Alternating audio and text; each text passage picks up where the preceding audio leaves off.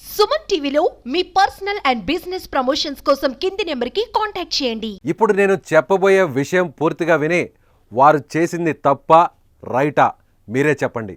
ఢిల్లీ వెళ్లేందుకు బీహార్కు చెందిన ఓ కుటుంబం సివాన్లో హంసఫర్ ఎక్స్ప్రెస్ ఎక్కింది. తల్లికి బాలికకు సీట్ కన్ఫర్మ్ కాకపోవడంతో టీటీఈ అనుమతితో ఏసీ కోచ్ డీలో కూర్చున్నాడు. రైల్వే ఉద్యోగి ప్రశాంత్ కుమార్ తన సీట్లో బాలికకు ప్లేస్ ఇచ్చాడు.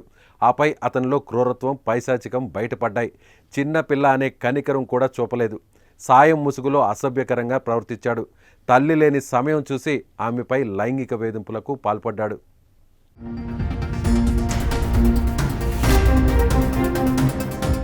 అతడు చేసిన పనికి బాలిక భయపడింది. తల్లి రాగానే బాలిక ఏడుస్తూ విషయాన్ని చెప్పింది. దీంతో పక్క బోగిల్లో ఉన్న ఇతర కుటుంబ సభ్యులకు ఆమె సమాచారం ఇచ్చింది.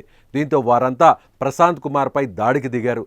కుటుంబ సభ్యులతో పాటు ప్రయాణికులు కూడా దాడి చేశారు. ఆగ్రహంతో చితక్కొట్టారు.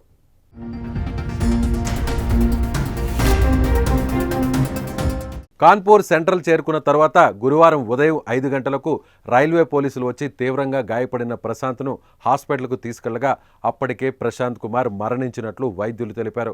అయితే ప్రశాంత్ కుమార్ కుటుంబ సభ్యులు మాత్రం జరిగిన ఘటనను ఖండిస్తున్నారు. ప్రశాంత్ కుమార్ అలాంటి వాడు కాదని, చాలా మంచివాడని చెబుతున్నారు.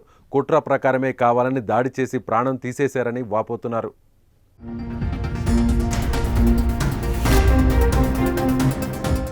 ఈ ఘటనపై భిన్నాభిప్రాయాలు వ్యక్తమవుతున్నాయి. జరిగిన విషయం తెలుసుకోకుండా క్షణికావేశంలో అతన్ని చంపడం తప్పని కొందరు వాదిస్తుంటే, మరికొందరు మాత్రం అలాంటి వారికి తక్షణమే చంపి మంచి పని చేశారంటూ కామెంట్స్ చేస్తున్నారు. మరి ఈ వీడియోపై మీరేమంటారో కామెంట్ రూపంలో తెలియచేయండి.